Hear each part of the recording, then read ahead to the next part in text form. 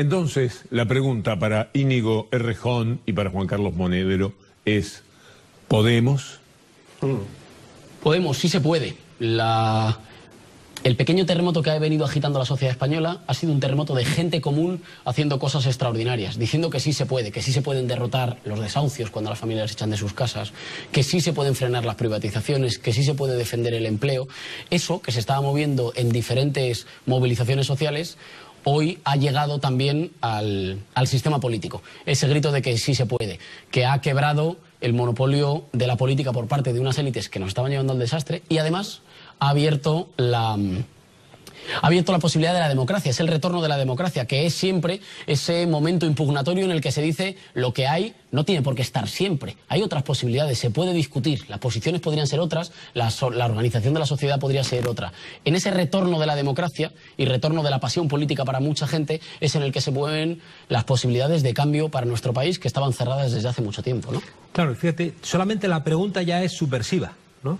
Porque el éxito del modelo neoliberal era habernos convencido de que no existía alternativa, de que no se podía y que por tanto había que resignadamente aceptar lo que te dijeran, ¿no? En ese sentido, cuando la crisis empezó a generar cierto malestar en la ciudadanía, que obedecía porque había reparto de la riqueza social, porque había ascenso social. El éxito europeo era redistribuir la renta y que los hijos vivían siempre mejor que los padres. Cuando eso se rompe, los hijos dicen, oye, pero ¿por qué a mí ahora ya no me toca? Y entonces viene el poder y te dice, no, a ti no te toca porque habéis vivido por encima de vuestras posibilidades, a ti no te toca porque no hay alternativa, a ti no te toca porque ahora las cosas van a ser de otra manera y por tanto ni se te ocurra pensarlas de manera diferente. Pero resulta que con cierta antelación América Latina había dicho que no asumía esa resignación y empezó a decir, pues va a ser que sí podemos, y empezó a cambiar y nosotros desde Europa por vez primera empezamos a mirar al sur. Entonces, ¿hubo una ayuda de América Latina en nuestros padecimientos y en esa forma de levantarse de América Latina para España? Una ayuda intelectual, hay una geopolítica del conocimiento que ha cambiado y es que quienes están buscando la posibilidad de recuperación de la democracia en Europa, digo recuperación porque está secuestrada por poderes que no se presentan a las elecciones y que deciden los destinos de millones de personas y por eso pueden decretar el sufrimiento para millones de personas, porque no tienen por qué ganar elecciones, en nuestro caso el Fondo Monetario Internacional, el Banco Mundial, la Troika.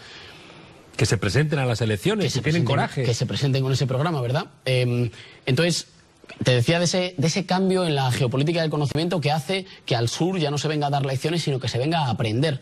¿Y aprender el qué? Pues aprender que hay momentos concretos en los que una mezcla de buenos análisis, audacia, pasión política, que la pasión tiene que estar en la política, tiene que ver con la pasión, porque es la ordenación de las cosas colectivas. No son individuos en supermercados eligiendo mercancías políticas y aislados y solos. Esa era la receta que ha permitido las políticas del dolor. Las políticas que están causando todo el sufrimiento en nuestro país son posibles o estaban siendo posibles por la fragmentación.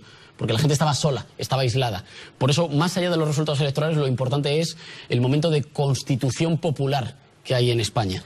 Claro, y había que reconstruir el relato, porque si tú no te piensas de manera diferente, estás condenado a que te interpreten los demás. Lo decía Galeano, ¿no? En tanto en cuanto los leones no tengan sus propios historiadores, la historia de las cacerías la seguirán escribiendo los cazadores. Dijeron que era imposible que le plantaras cara a Estados Unidos, y en 2005 América Latina le planta cara en Mar del Plata y le dice a Bush que no, que eso no va. Era imposible que tú le dijeras a los militares de las dictaduras que podías juzgarlos, y resulta que aquí se juzga en Argentina a los militares y se descuelga, un militar descuelga el retrato de un militar torturador. Es imposible auditar la deuda y reestructurarla. Claro, es imposible auditar la deuda y reestructurarla. Resulta que aquí se hace. Todas esas cosas se impugnan, ¿no? Desde el continente latinoamericano, que sufrió con mucha antelación el modelo neoliberal y que también tuvo la fortuna de empezar a salir, curiosamente, también con algo muy de la época, y empezó a salir de este agujero con unos pueblos que iban ganando en consciencia y con unos liderazgos que iban acompañando a ese pueblo con ese mandato que decía también el zapatismo de mandar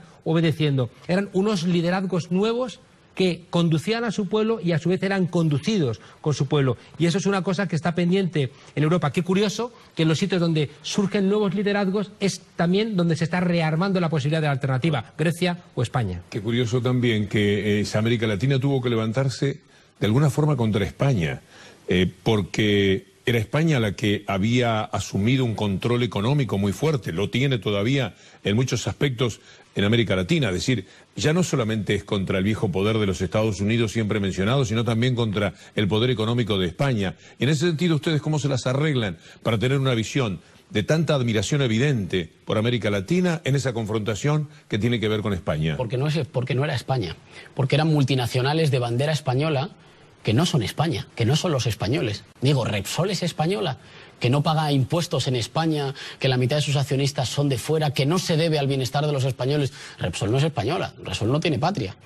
Y eso es muy importante, porque si no, también se crean barreras en la comunicación entre los pueblos. Esas mismas empresas que claramente ejercían una dominación neocolonial a través de la economía, eran empresas que en muchos casos se nos arrebataron a nosotros. La Telefónica, que aquí después hacía procesos muy cercanos al robo, es una Telefónica que primero se nos robó a nosotros, que era una empresa pública al servicio de los españoles y que después se privatizó.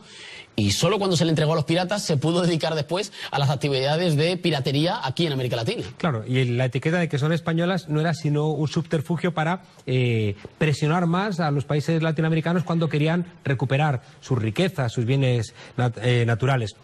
Hay una cosa que igual a los espectadores latinoamericanos les suena raro. Por eso algunos pensamos que es que ni siquiera el rey de España es España, ¿no? Por mucho que lo planteen las constituciones, ¿no? No porque sean unos Borbones, ¿no?, que vienen de una tradición ajena a España, aunque lleven unos cuantos siglos, sino porque su comportamiento es ajeno a la realidad de nuestro país. Es decir, que ¿qué hace? Que resulta que el rey de España era un gran lobista que ayudaba a que las empresas estas de capital internacional hicieran negocios aquí, ¿no? Si esas empresas luego no pagan impuestos en España, si no generan empleo en España, si no nos ayudan a los españoles, y encima tenemos que aguantar toda esa parafernalia, todo ese oropel monárquico para que no entendamos muy bien qué ocurre y tengamos que asumir que todo lo que hace ese señor es real porque regia es su mano. Por lo tanto, ¿qué se llevan ustedes cuando la palabra buitres rebota en España, en esta andanza por América Latina, particularmente por la Argentina? Hay una pelea central en torno a eso, que es una pelea de la que nosotros estamos, una disputa de la que nosotros estamos muy atentos. El fracaso de las experiencias, la posibilidad de fracaso de las experiencias de recuperación de soberanía popular, de soberanía económica en los procesos latinoamericanos es un objeto muy ansiado por parte de las fuerzas que están intentando vender la tristeza y la resignación en España. No se puede hacer nada. Lo que ustedes dicen parecería a priori positivo, pero saben que es imposible. ¿Y quieren saber por qué es imposible? Miren cómo está Argentina. La posibilidad de plantarse y de decir frente a gobiernos soberanos: hay que construir poder de gobiernos soberanos y con la integración regional frente a los grandes especuladores, es una posibilidad que para nosotros es fundamental, porque es la posibilidad de la democracia misma, de que lo que los ciudadanos siguen eligiendo, siguen votando, tenga algún valor frente a lo que hacen algunos que juegan al casino y bueno, compran, desestabilizan países, tumban gobiernos. Hoy leía que se han filtrado unos correos del Banco Santander en Brasil, alertando a algunos de sus accionistas diciendo que es mejor no votar por Dilma porque pueden peligrar sus... Bueno, el enojo que hay en Brasil con eso del propio Lula, ni te cuento, efectivamente. Es mayúsculo. Lo que está en juego ahí es la posibilidad de la democracia misma. En lo que nosotros hemos recorrido hoy en el programa con nuestros amigos de América Latina, particularmente a través de Telesur, tiene que ver con la idea de que quienes así actúan en el mundo económicamente, los buitres, por ejemplo, son además una forma de criminalidad que no hemos denunciado lo suficiente en ese sentido. Son gángsters, son piratas que están legitimados por las leyes que ellos mismos han hecho, ¿no? Y por tanto le pueden doblar el brazo a un país entero, pueden condenar al grueso de la ciudadanía a la pobreza, al analfabetismo, a la pérdida de la salud, y encima pueden jactarse de que están cumpliendo los contratos porque lo publicitan así en sus medios de comunicación, que son sus propias empresas de medios de comunicación que están prostituyendo y convirtiendo en una mercancía la información, ya que no está sujeta a la veracidad, sino solamente a sus intereses. Yo creo que lo que está pasando en Argentina ahora mismo la convierte en vanguardia de la posibilidad de la democracia en el mundo.